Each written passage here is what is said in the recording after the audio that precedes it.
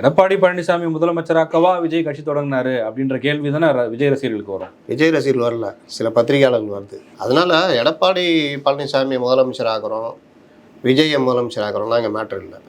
உங்களுடைய பொது எதிரி யார், நீங்கள் அவங்கள எப்படி வீழ்த்த போகிறீங்க? இங்கே எதிரில் வந்து பெரிய பலமான கட்சி, ஸ்ட்ராட்டஜிக்கில் வெயிட்டான ஒரு கட்சி, என்ன வேணால் பண்ணுவாங்க அவங்க ஜெயிக்கிறதுக்கு. இந்த சைடு அதிமுக, அதுவும் ஒரு பலமான கட்சி, அவங்களும் 234 தொகுதியிலும் வலுவாக இருக்கிறாங்க. அப்போ இந்த ரெண்டும் மோதும் பொழுது அவங்களுக்குள்ள தான் போட்டி இருக்கும். இவர்கள் இளைஞர்கள், பயிற்சி பெறாதவர்கள். அப்போ ஈஸியாக நீங்கள் கலை எதாவது பூத் வைஸாக ஈஸியாக தட்டுவாங்க. எல்லாரும் முதல் தடவை தனியாக தான் சந்தித்தாங்க. விஜயகாந்த் எல்லாம் தனியாக தான் சந்தித்தாங்க. விஜயகாந்த் மட்டும் தனியாக போனார் சட்டசபைக்கு.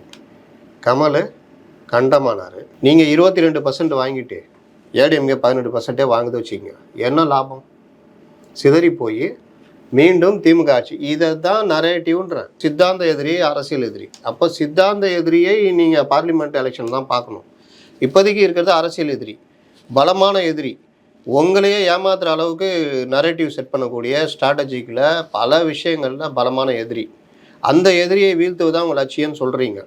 அந்த எதிரியை வீழ்த்தாமல் விட்டீங்கன்னா நீங்கள் கண்டோம். வலுக்கட்டாயமாக இந்த இடைத்தேர்தலை பயன்படுத்தி இது ஒரு நரேட்டிவ் சென்சஸ் எடுக்கிறாங்க. ஒரு 1500 பேர், 2000 பேர், 5000 பேர், அந்த சாம்பிளை வச்சுக்கிட்டு விஜய் இத்தனை பர்சன்டேஜ், அதிமுக இத்தனை பர்சன்டேஜ்னு ஒரு நரேட்டிவ் செட் பண்ணுறாங்க. வணக்கம் சார். வணக்கம். ஈரோடு கிழக்கு இடைத்தேர்தல் முடிவுகள் வந்துட்டு இருக்கு. திமுக வேட்பாளர் ஜெயிக்க போறாரு, எதிர்பார்த்தது தான். நாம் தமிழர் கட்சி வேட்பாளரும் 10,000, நம்ம பேசிட்டு இருக்க இந்த நேரத்தில் 10,000 வாக்குகளை நெருங்கிக்கிட்டு இருக்காங்க.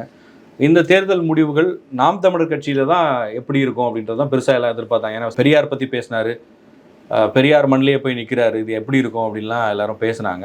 இந்த தேர்தல் முடிவுகள் என்ன செய்தி சொல்லுது சார்?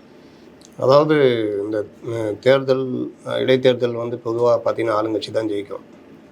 ஈரோடு கிழக்கு போன தடவை பார்த்தீங்கன்னா, போன தடவை காங்கிரஸ்காரர் வாங்கின அந்த வாக்கோட போன இடைத்தேர்தலில் வித்தியாசம் அந்த அளவுக்கு இந்த 67,000 வாக்கு வித்தியாசம், ஏடிஎம்கே 43,000. அது ஒரு பல பிரச்சனைகள் ஏடிஎம்கே சந்தித்த நேரம்.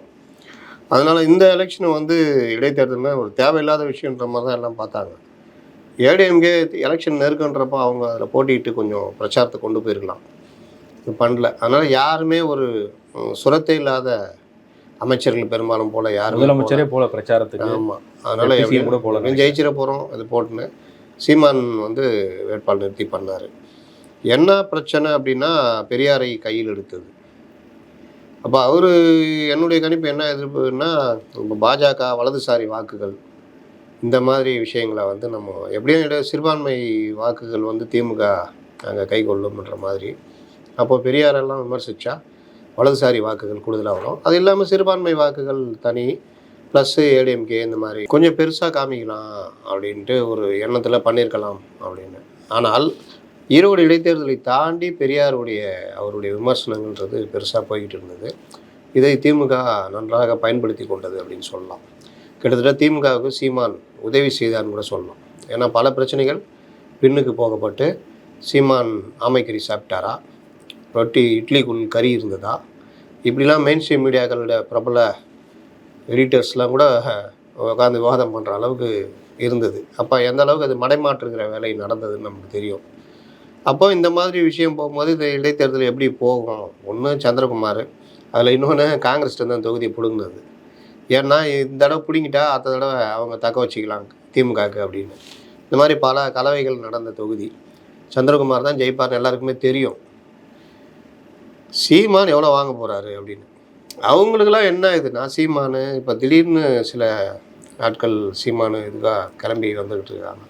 இப்போ அதில் என்ன பேசுகிறாங்கன்னா, இதன் மூலிமா சீமான் பெரிய அளவில் புத்தெழுச்சி பெறுவார், டெபாசிட் வாங்கினாங்கன்னா அது வேறு லெவலு, இந்த பிரச்சாரம் மூலிமானு. அது எல்லாமே ஒன்றும் இல்லைன்றது அவங்களுக்கும் தெரியும். ஏன்னா போன தடவை 11,000 வாக்குகள், 10,000 சில்லற நினைக்கிறேன், 11 அதுக்கு முன்னாடி இந்த தடவை போன தடவை ஒரு 500 என்னமோ குறைஞ்சிது. அப்போ இந்த தடவை அது டபுளாக ஆச்சுன்னா கூட எல்லாரும் எப்படி பார்ப்பாங்கன்னா, அது திமுகவோட இது அதிமுகவுடைய வாக்கு, திமுக எதிர்ப்பு ஓட்டுகள் வந்து ஓட்டுகள் இங்கே வந்திருக்கு. அதிமுக போட்டி இல்லை, பாஜக போட்டி இல்லை. பெரியாரை திட்டும் பொழுது வலதுசாரிகள் அந்த ஆதரவு வாக்குகள் விழும் அப்படின்றது தான் பார்ப்பாங்க. பொது தேர்தலில் தான் நீங்கள் என்னன்றது தெரியும் பொதுவாகவே. அப்போ இந்த வாக்குகள் வாங்கி இப்போ 20,000 வாக்குகளோ 25,000 வாக்குகளோ வாங்கி டெபாசிட் வாங்கினா கூட ஏடிஎம்கே போட்டி இருந்து பண்ணால் உண்மையிலேயே வேறு லெவல்னு நம்ம சொல்லலாம்.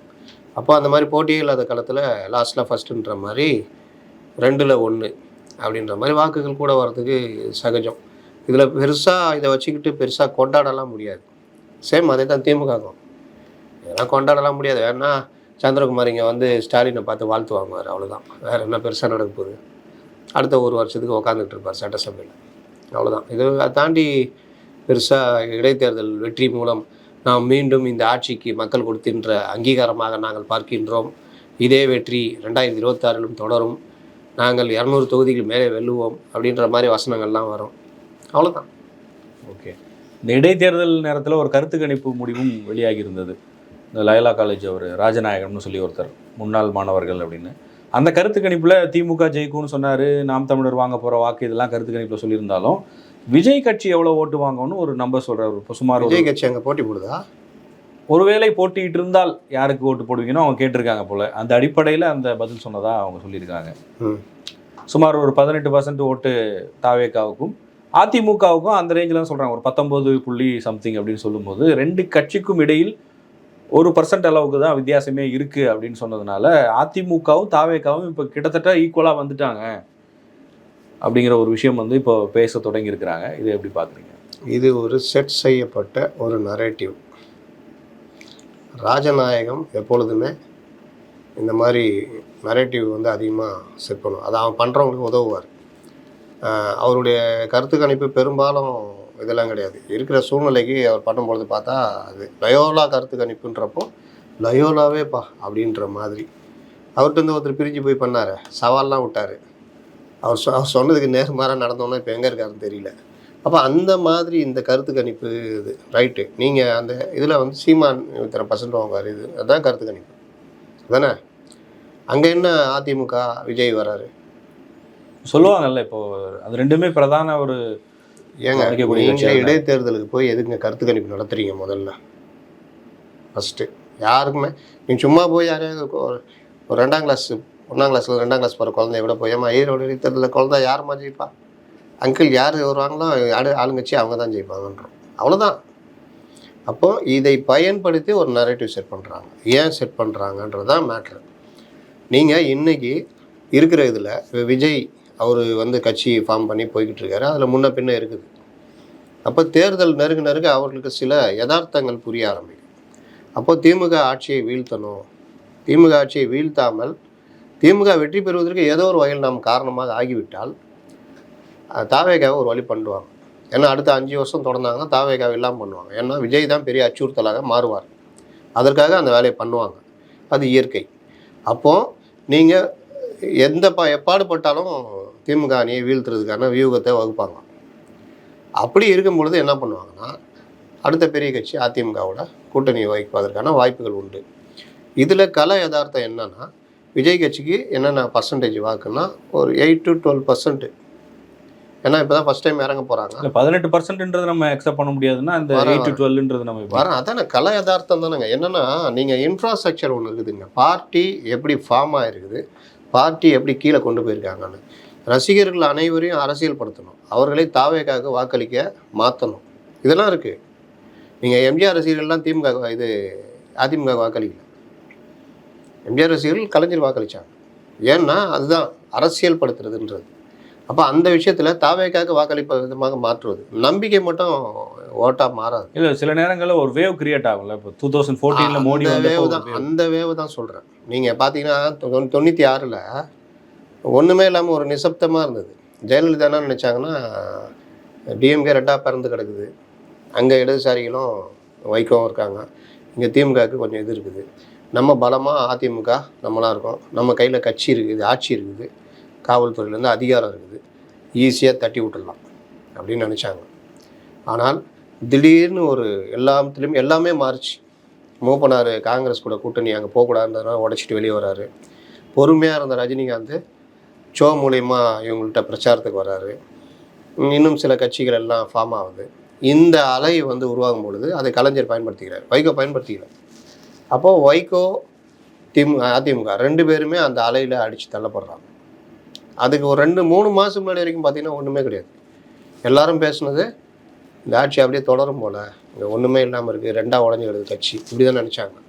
மாறுச்சு. இதுதான். அப்போ அந்த அலை மாறணும்னா இப்போ சொல்கிறாங்கல்ல இது எல்லாமே அவங்களுக்கு தெரியும். ரொம்ப பிரில்லியண்ட்டாக டிஎம்கே காய் நகர்த்திட்டு இருக்கு. இது அதற்கு பல பத்திரிகையாளர்களை நீங்கள் எதிர்பார்க்காத பத்திரிகையாளர்கள்லாம் பயன்படுத்துகிறாங்க. அது வெளியில் வந்து பார்க்குறதுக்கு ரொம்ப ஈஸியாக இருக்கும். அதில் அந்த வலையில் தாவேகாவையும் விளை வைக்கிறார்கள். அதுதான் மேட்ரு. அப்போது நான் சொன்னேன்ல இத்தனை பர்சன்டேஜின்றது தான் ஃபஸ்ட் டைம். என்ன நீங்கள் தனியாக நின்னால் நீங்கள் எல்லாரையும் சந்திக்க வேண்டியது இருக்கும். அப்போ நீங்கள் உங்களுக்கான அந்த பயிற்சி இருக்காது. அதெல்லாம் வாக்காக மாறாதப்போ பெரிய அடி வாங்கும். இன்னொன்று ஆளுங்கட்சி அவங்க அதிமுகவோட உங்களை தான் பிரதானமாக பார்ப்பாங்க. ஏன்னா நீங்கள் தான் நாளைக்கு அவங்களுக்கு பெரிய அச்சுறுத்தலாக மாற போகிறீங்க. இல்லை, நீங்கள் இப்படி சொல்கிறீங்க, எடப்பாடி பழனிசாமி முதலமைச்சராக்கவா விஜய் கட்சி தொடங்கினாரு அப்படின்ற கேள்வி தானே விஜய் ரசிகர்களுக்கு வரும். விஜய் ரசிகர்கள் வரல, சில பத்திரிகையாளர்கள் வருது. விஜய் ரசிகர்கள் விஜய் என்ன சொன்னாலும் ஏற்றுக்குவாங்க. விஜய் அந்த அரசியலை புரிந்து கொண்டால் அவர்கள் அதை ஏற்றுக்குவாங்க. அதனால் எடப்பாடி பழனிசாமி முதலமைச்சர் ஆகிறோம், விஜயை முதலமைச்சர் ஆகிறோம்னா இங்கே மேட்ரு இல்லை. உங்களுடைய பொது எதிரி யார், நீங்கள் அவங்களை எப்படி வீழ்த்த போகிறீங்க? ரெண்டுமே இருக்கும்ல அவங்களுக்கு. நீங்கள் சொல்கிற மாதிரி திமுகவை வீழ்த்தணும், நம்ம தலைவரை முதலமைச்சர் ஆக்கணுன்ற ஆசை இருக்கும்ல. ஆசை இருக்கும். ஆசை எல்லாருக்கும் இருந்துச்சு. வைகோ கூட இருந்துச்சு. 96 நான் தான் முதலமைச்சர்னு ஆசை இருந்தது. ஆனால் அப்போ அவர் அதுக்கு என்ன பண்ணியிருக்கணும்னா, மூப்பனார் வந்தப்போ, பாமக வந்தப்போ மற்றவர்களை சேர்த்துக்கிட்டு இந்த அணி அமைச்சிருக்கணும். ரஜினியை எப்படியாவது இழுக்கிறதுக்கு ஷோக்கிட்ட பேசிடணும். ஏன்னா உங்களுக்கு எதிரி திமுக தான், உங்களுக்கு பிடிக்காது. இந்த அம்மா வேணான்றதுக்காக இப்போ நீங்கள் அவங்கள ஆதரிச்சிங்கன்னா நல்லா இருக்காது. நம்ம பண்ணுவோம், ஒரு மாற்றத்தை கொண்டு வருவோம். நம்ம 2 பேரும் ஜெயிச்சா கூட்டணி மந்திரி சபை ஃபஸ்ட் டைம் காங்கிரஸ் அலையன்ஸ் மாதிரி உள்ளே வருது ஆட்சிக்குள்ளே அப்படிலாம் பேசி அமைச்சிருந்தாருன்னா அது யதார்த்தம். நான் தான் முதலமைச்சர் அப்படின்னு பண்ணார்ல, அப்போ யதார்த்தத்தை விட்டு விலகினார். யதார்த்தத்தை விட்டு விலகும் பொழுது அதை கலைஞர் பயன்படுத்திக்கிட்டார். புரியுதா? சேம் இதே பேட்டர்ன் தான். அதே சினாரியோ இப்போ இருக்குது. சேம் இதே, அதை தான் சொல்ல வரேன். சேம் இதே இருக்குது. அப்போ யதார்த்தன்றது ஒன்று இருக்குல்ல. நான் தான் முதலமைச்சர் அப்படின்னா உங்கள் கட்சிக்கு என்ன இன்ஃப்ராஸ்ட்ரக்சர் இருக்குது, நீங்கள் எப்படி போய் சந்திக்க போகிறீங்க, 234 தொகுதியிலையும் பூத் வைஸாக. ஏன் சொல்கிறேன்னா, இங்கே எதிரில் வந்து பெரிய பலமான கட்சி, ஸ்ட்ராட்டஜிக்கில் வெயிட்டான ஒரு கட்சி, என்ன வேணால் பண்ணுவாங்க அவங்க ஜெயிக்கிறதுக்கு. இந்த சைடு அதிமுக, அதுவும் ஒரு பலமான கட்சி, அவங்களும் 234 தொகுதியிலையும் வலுவாக இருக்கிறாங்க. அப்போ இந்த ரெண்டும் மோதும் பொழுது அவங்களுக்குள்ள தான் போட்டி இருக்கும். இவர்கள் இளைஞர்கள், பயிற்சி பெறாதவர்கள். அப்போ ஈஸியாக நீங்கள் கலை எதார்த்தம்னா பூத் வைஸாக ஈஸியாக தட்டுவாங்க. இல்லை சார், நான் இன்னொன்று எனக்கு என்னென்னா, இப்போ நீங்கள் நடிகர்கள் கட்சியாக இருக்கட்டும், இல்லை ஒரு கட்சியிலேருந்து பிரிஞ்சு வந்து தொடங்கப்பட்ட கட்சியாக இருக்கட்டும், எல்லாருமே முதல்ல வந்து தனியாக தான் தேர்தலை சந்திக்கிறாங்க. அதுக்கப்புறம் அதில் ரிசல்ட்டை பார்த்துட்டு கூட்டணிக்கு போகிறது தான் நடந்திருக்கு நம்ம பார்த்த வரைக்கும். இது வரைக்கும் அப்படி தான். இப்போ ரீசெண்ட் டைம்ஸில் பார்த்தா கூட விஜயகாந்த், கமலஹாசன் எல்லாமும் அதே ஃபார்முலா தான் ஃபாலோ பண்ணாங்க. புதுசாக வரும்போது எல்லாருக்கும் ஒரு எனர்ஜி தான் மாற்றி சொன்னாங்க. நான் சொன்னதான் நீங்கள் சொல்கிறீங்க. முதல்வர் ஆகும் கனவில் தனியாக சந்திச்சாருன்னா முதல்வர் ஆக மாட்டாருன்னு தான் நான் சொல்கிறேன். ஓகே, நீங்கள் என்ன சொல்கிறீங்க? எல்லாரும் முதல் தடவை தனியாக தான் சந்திச்சாங்க. விஜயகாந்த் எல்லாம் தனியாக தான் சந்திச்சாங்க. விஜயகாந்த் மட்டும் தனியாக போனார் சட்டசபைக்கு. கமல் கண்டமானார். அப்புறம் இந்த யதார்த்தங்கள்லாம் வச்சுக்கிட்டு தான். இல்லை, அதில் இன்னொன்றும் இருக்குல்ல சார், நீங்கள் சொல்கிற மாதிரி நீங்கள் அந்த விஷயத்தை மட்டும் பார்த்தா நீங்கள் சொல்கிறது கரெக்டு தான். ஆனால் விஜயகாந்தோ கமலஹாசனோ அவங்களுக்கு இருந்த மாசோ விஜய்க்கு இருக்கிற இன்னைக்கு கொஞ்சம் கூடுதலாக வரும் 10 எம்எல்ஏ ஜெயிப்பு. அதனால தான் நான் எடுத்தோடனே 12%ன்றேன். நீங்கள் விஜயகாந்த் எடுத்தோன்னே 4% அப்படி தான் வந்தார். கமல் எடுத்தோன்னே 4% தான் வந்தார். நகர்ப்புறங்களில் தான் அவர் வாக்கு, கிராமப்புறங்களில் கிடையாது. அப்போ இந்த இதெல்லாம் அவங்க கலை யதார்த்தத்தை பார்த்துட்டாங்க வச்சுக்கோங்க. கமலை கட்சி ஆரம்பித்த நேரமே சரியில்லாத நேரம். ஏன்னா பார்லிமெண்ட் எலெக்ஷன் நேரத்தில் கட்சி ஆரம்பிச்சது, அதெல்லாம் வச்சுக்கோங்க. இன்னொன்று கட்சி எப்படி நடத்தணும்னு அவருக்கு தெரியல. விஜய் கிட்ட பெருத்த எதிர்பார்ப்பு இருக்குது, பெரிய அளவில் வாக்கு வங்கிகள் இருக்கு. 96 ரஜினிக்கு என்ன ஒரு எதிர்பார்ப்பு இருந்ததோ அந்த எதிர்பார்ப்பு இன்னைக்கு விஜய் இருக்கு.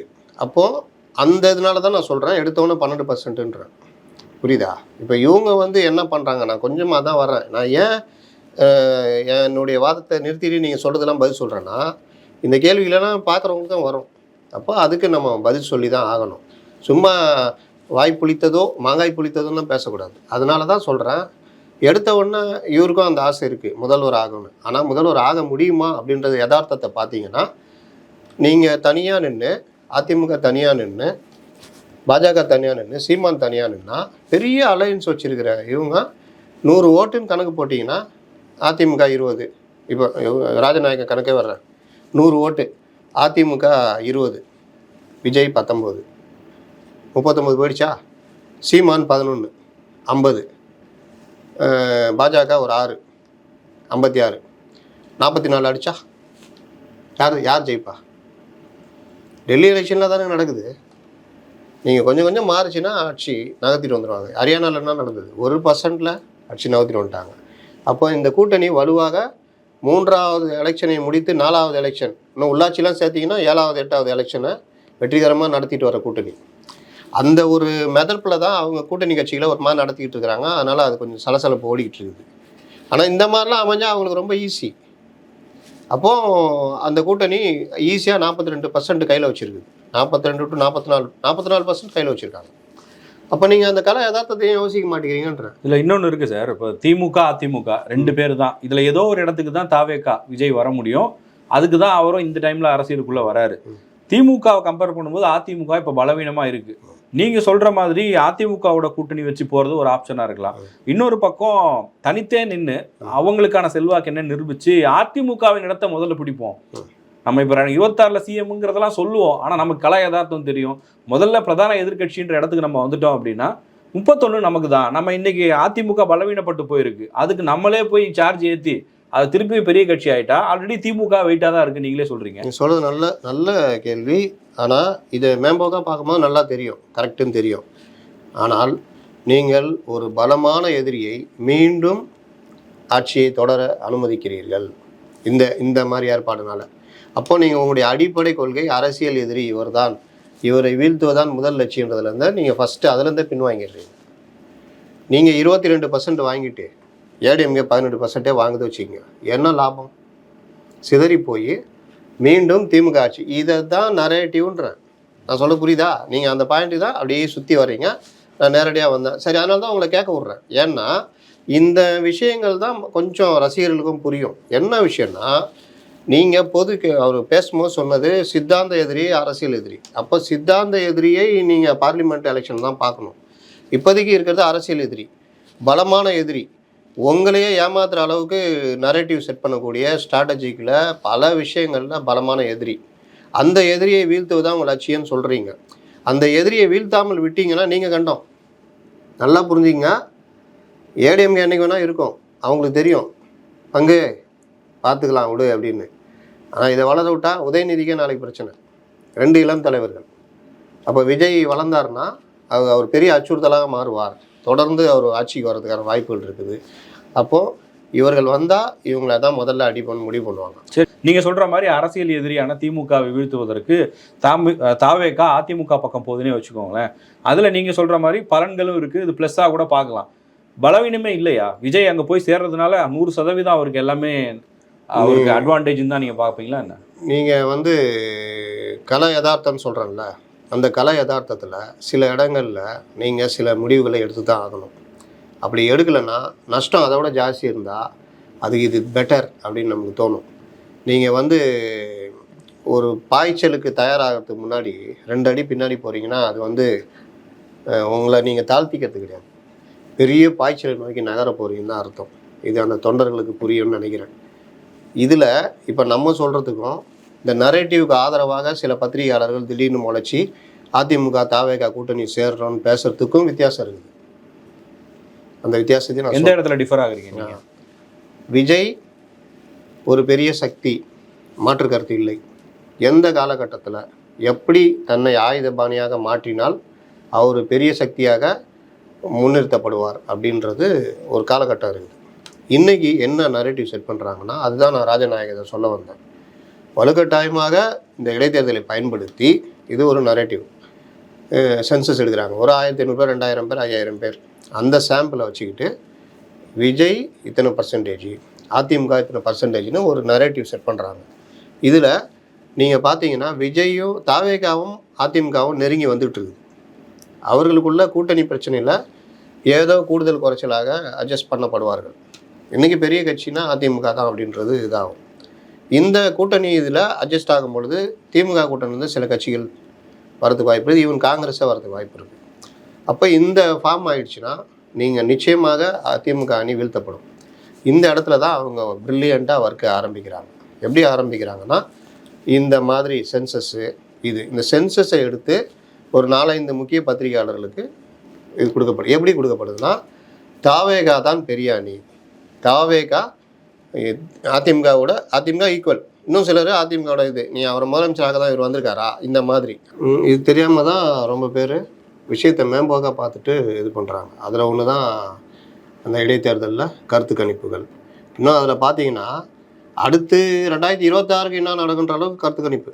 சீமான் எத்தனை % வாங்குவார், பிஜேபி 4% குறைஞ்சிரும், அதிமுகவுடைய வாக்குகள் சீமானுக்கு, அதாவது திமுக எதிர்ப்பார்கள் சீமானுக்கு போகும் அப்படின்ற மாதிரிலாம் இவர்கள் தெரியுதா ஒவ்வொன்றும். அதாவது 2026 அதிமுக ஒன்றும் இல்லாமல் போகணும்னு ஒரு நரேட்டிவ், அதிமுகவோட இவங்க ஈக்குவலாக வந்துட்டாங்கன்னு ஒரு நரேட்டிவ், 2011 சீமான் 11% வாங்குவார்னு ஒரு நரேட்டிவ். இது எல்லாத்தையும் கூட்டி கழிச்சு பாருங்கள், இதுக்கு பின்னாடி ஒரு நூல் கரெக்டாக கனெக்ட் ஆகும்.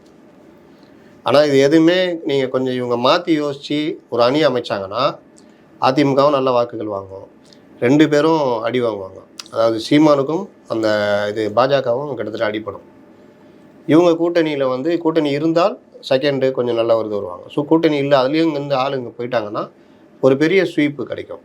அப்போ இந்த மாதிரி விஷயங்களை வராமல் இருக்கிறதுக்கு முன்கூட்டியே யோசித்து நல்லா ப்ரில்லியண்ட்டாக பண்ணுறாங்க திமுக. அதிலலாம் நம்ம மாற்று கருத்து கிடையாது. அதற்கு வேண்டிய ஆட்களையும் பயன்படுத்துகிறாங்க. வழக்கமாக சொல்கிற லகுலபாண்டிகள் சொன்னால் நம்ப மாட்டாங்க. அதனால் புது ஆட்களை பிடிச்சிட்டு சொல்ல வைக்கிறாங்க. அதை வெளியில் மேலோட்டமாக பார்க்கும் பொழுது விஜய் ரசிகர்களுக்கு கொண்டாட்டமாக இருக்கும், தொண்டர்களுக்கு என்னென்னா நல்லா பேசுகிறாங்க, நமக்காக பேசுகிறாங்க. ஆனால் அது அப்படி கிடையாது. அது ஒரு பெரிய வலை விரிக்கிறாங்க. இந்த வலையெல்லாம் விழாமல் இன்றைக்கு இருக்கிற அரசியல், கள்ள அரசியலை புரிஞ்சுக்கிட்டு வீழ்த்தப்பட வேண்டிய பொது எதிரி யாருன்றதை புரிஞ்சுக்கிட்டு அதில் எடுக்கிற முன்னெடுப்புக்கு அணிகள் அமைப்பதில் சில ஏற்றத்தாழ்வுகள் வரும்பொழுது அதையும் அட்ஜஸ்ட் பண்ணி முதல் கட்டமாக ஒரு 40-50 எம்எல்ஏக்கள் கையில் வரணும். விட்டால் ஆட்சியிலும் பங்கு வர்றதுக்கான வாய்ப்பு இருந்தால் அதையும் பயன்படுத்தணும். துணை முதல்வரோ இல்லை அமைச்சர்களுடைய இதுவோ, நான் முதல்வர் வேட்பாளர் தான் எப்போவுமே, அதனால் என் கட்சியிலேருந்து அமைச்சர்கள் இருப்பாங்க, இந்த ஒரு புஷி ஆனந்த் துணை முதல்வராக இருப்பார், இந்த மாதிரி ஏதாவது அதில் ஒரு கெத்தா போயிடுவார்ல, அந்த மாதிரிலாம் நோக்கி நகர்ந்தாருன்னா உண்மையிலே தாவேகாவை அசைக்க முடியாது. 2031 ஒரு பெரிய சக்தியாக ஏதோ ஒரு கட்சிக்கு மாற்றாக அவர்கள் களத்தில் நிற்பார்கள். கூட இப்போ இவரெலாம் இருக்கார், நம்ம ஆதவ அர்ஜுனா இவங்கெல்லாம் வந்துட்டாங்க. அது இன்னும் பெரிய வலு சேர்க்கும். இதில் இல்லாமல் இந்த நரேட்டிவை நம்பினாங்கன்னா ஏடிஎம் கூட சண்டை போடுவாங்க. ஏடிஎம் கூட சண்டை போட்டால் சேர மாட்டாங்க. சேரலைன்னா யாருக்கு லாபம்னு தெரியும். அப்போ சண்டையை மூட்டி விடுறத யாருன்னு தெரிஞ்சிடும். இதை சொன்னால் சில பேர் பிடிக்கலன்னா நான் ஒன்றும் பண்ண முடியாது. என்னால் நான் ஒரு அனலைஸ் சொல்ல தான் முடியும். என்னன்றீங்க? இதுதான் நடைமுறை.